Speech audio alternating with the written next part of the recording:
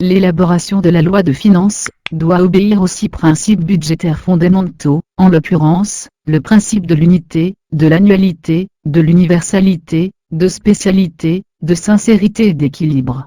D'abord, le principe de l'unité exige que l'ensemble des dépenses et des recettes de l'État soient groupées dans un document unique.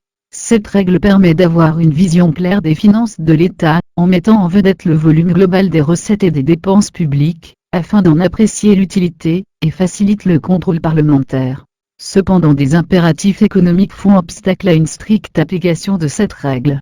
De ce fait, le budget se trouve décomposé, en budget général, en services de l'État gérés de manière autonome, et en comptes spéciaux du Trésor.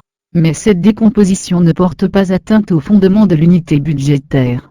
Il y a ensuite, le principe d'annualité qui signifie que la loi de finances est établie pour la durée d'une année civile, généralement du 1er janvier au 31 décembre. Cela signifie que l'autorisation budgétaire donnée par la loi de finances n'est valable que pour une année.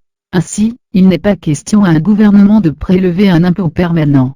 Mais cela signifie aussi que l'autorisation de dépenses donnée par la loi de finances au gouvernement ne couvre également qu'une année. Il n'est normalement plus possible de procéder à aucune dépense à l'expiration de l'autorisation, quand bien même tous les crédits n'auraient pas été dépensés.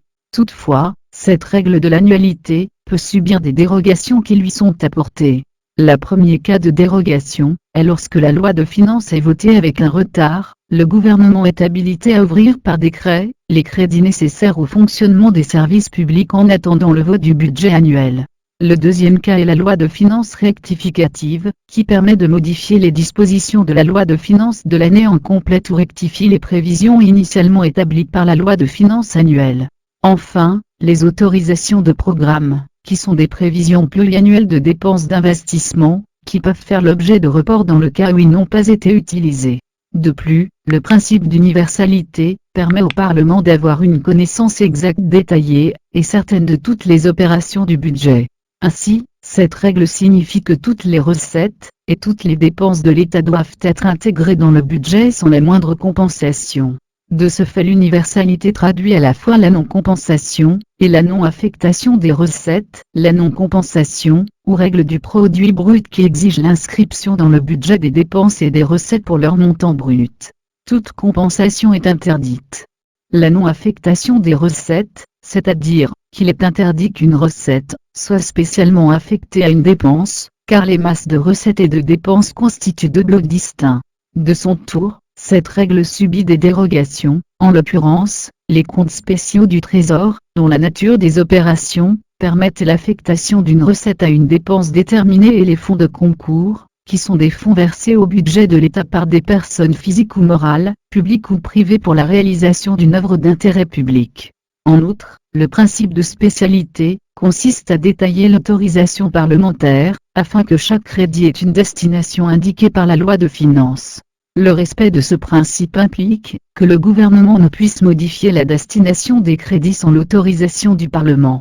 Bien que les dérogations aux règles classiques sur lesquelles se fonde la gestion budgétaire soient nombreuses, ces règles reçoivent toujours application, compte tenu des réaménagements qui leur sont apportés.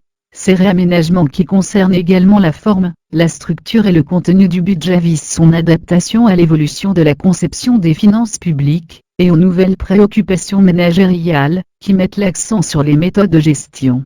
De sa part, le principe de sincérité se définit comme le souci éthique de garantir l'exactitude des informations dans la loi de finances, et de la fiabilité de l'équilibre budgétaire annoncé. Cette règle a pour objet que les comptes de l'État doivent être réguliers, sincères et donner une image fidèle de son patrimoine et de sa situation financière.